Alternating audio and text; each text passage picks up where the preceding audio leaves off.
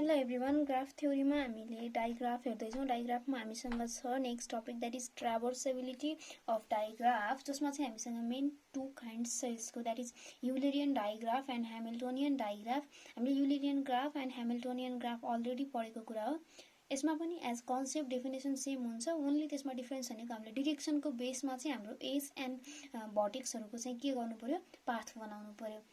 त्यसको Eulerian digraph, Hamiltonian digraph जान्नुभन्दा अगाडि हामी फर्स्टमा चाहिँ के गरौँ, सम यसमा चाहिँ केही पोइन्ट्सहरु छ डायग्राफको, त्यो हेरौँ.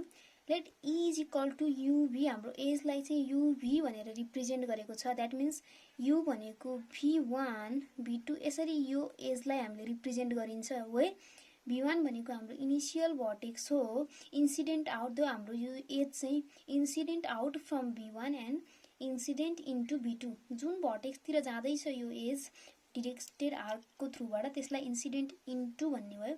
जुन भर्टेक्सबाट इनिशियल भएर आएको हो त्यसलाई इन्सिडेन्ट आउट फ्रम. सो यो हाम्रो V1 भनेको U सपोज गर्न सकियो, V2 भनेको B. So the given directed edge incident out from U and incident into B.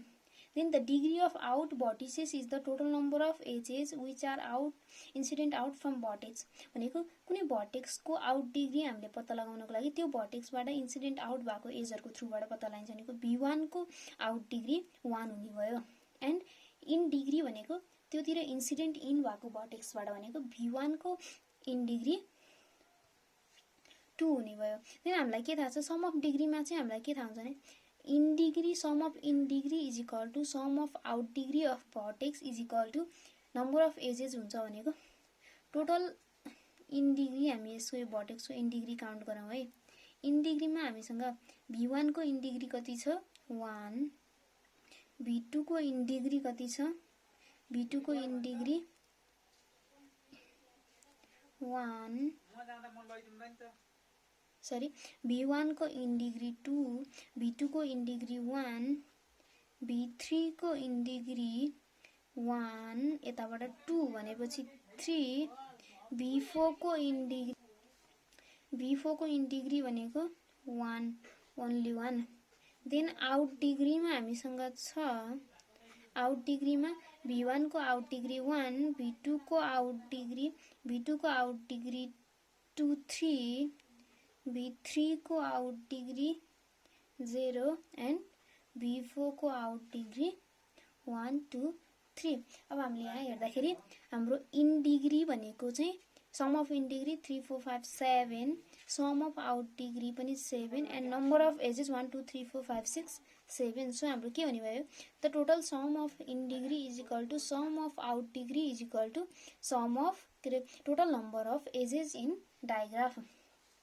Then हामीसँग छ Eulerian digraph. The digraph D is equal to dB is said to be Eulerian digraph. हामीलाई already के थाहा छ, कुनै पनि ग्राफमा चाहिँ Eulerian tour छ भने त्यसलाई चाहिँ the digraph is said to be Eulerian digraph if it contain Eulerian tour is said to be. And then also if there exists a directed closed path which contain all directed edges. Eulerian tour भनेको के हो भने एउटा closed path हो जसले चाहिँ हाम्रो digraph को एभ्री एज कनेक्ट गर्छ without repeating edges but vertex can be repeated. हामीलाई अलरेडी यूलेरियन ग्राफ को डेफिनेसनबाट थाहा छ.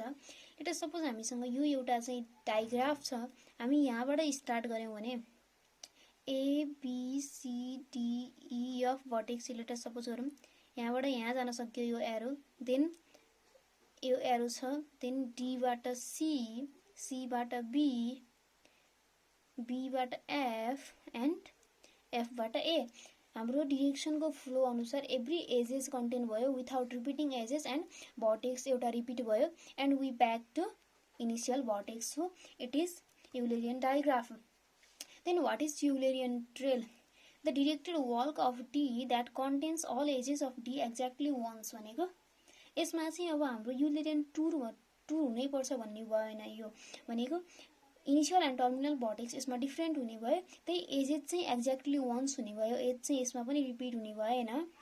यसलाई चाहिँ हामीले के भन्ने भयो, Euler trail. Then directed Euler tour भनेको हामीलाई चाहिँ यहाँ यूलर टुर भन्यो. यो यूलर टुर भनेको के हो भने closed directed Euler trail. Euler trail but त्यो चाहिँ के हुन पर्यो, क्लोज्ड छ भने के हुने भयो, डिरेक्टेड युलर टुर हुने भयो and युलेरियन digraph is strongly connected.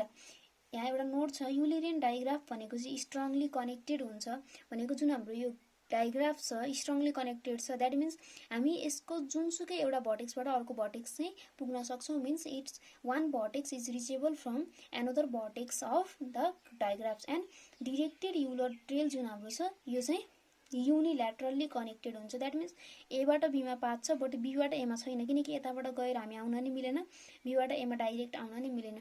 But यसमा के छ, एबाट बीमा छ, बीबाट एमा आउन पर्यो भने हामी यसरी घुमेर एमा आउन बीमा सकिन्छ नि।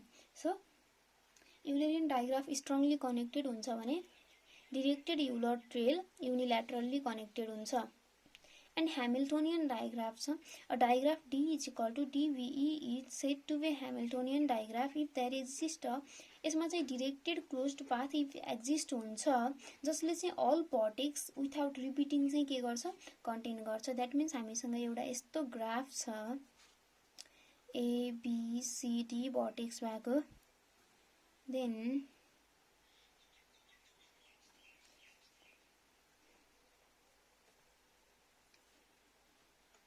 हामीसँग यसरी चाहिँ डिरेक्टेड आर्क्सहरू छ।